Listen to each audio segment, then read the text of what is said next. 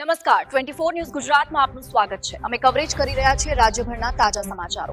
સૌથી ઝડપી અપડેટ્સ માટે જોતા રહો 24 news.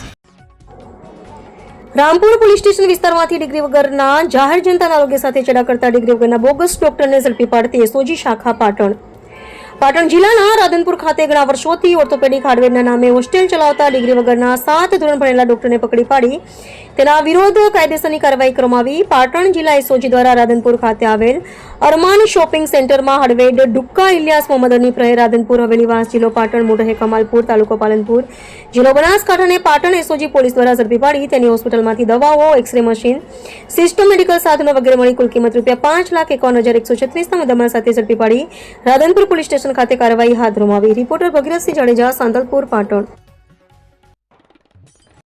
Respected border range IG Chirag Kordia સાહેબ, રિસ્પેક્ટેડ એસપી સાહેબ વીકે નાહી સાહેબના હોય પાટણ જિલ્લામાં જે લોકોના સ્વાસ્થ્ય સાથે ચેડા કરે છે એવા નકલી ડૉક્ટર ઉપર કાયદેસરની કાર્યવાહી કરવા માટે સૂચન કરવામાં આવેલ, જેને ધ્યાનમાં લઈને પાટણ એસઓજીની ટીમે તારીખ 5 માર્ચ 2026ના રોજ રાધનપુર પોલીસ સ્ટેશન વિસ્તારમાં પેટ્રોલિંગ કરતા એમને એક હકીકત મળેલ કે રાધનપુર પોલીસ સ્ટેશન વિસ્તારમાં એક નકલી ડૉક્ટર કોઈપણ પ્રકારના લાયસન્સ વગર દવાખાનું ચલાવી રહ્યો છે, તેમજ એક્સરે મશીન સાથે લોકોની સારવાર કરી રહ્યો છે અને લોકોના સ્વાસ્થ્ય સાથે ચેડા કરી રહ્યો છે। તેને ધ્યાનમાં લેતા પટણી દરવાજાનગર જે કોમ્પ્લેક્સમાં જે દવાખાનું ચલાવતો હતો એ ઈસમ ડુક્કા ઇલિયાસ મોહમ્મદ વિરુદ્ધ કાયદેસરની કાર્યવાહી કરવામાં આવી છે અને એસઓજીની ટીમે એ દવાખાનાનું ચેક કરતા ત્યાંથી જે ગેરકાયદેસર એક્સરે મશીન, ગેરકાયદેસર જે એલોપેથિક મેડિસિન રાખવામાં આવેલી હતી એને પણ સીઝ કરી છે।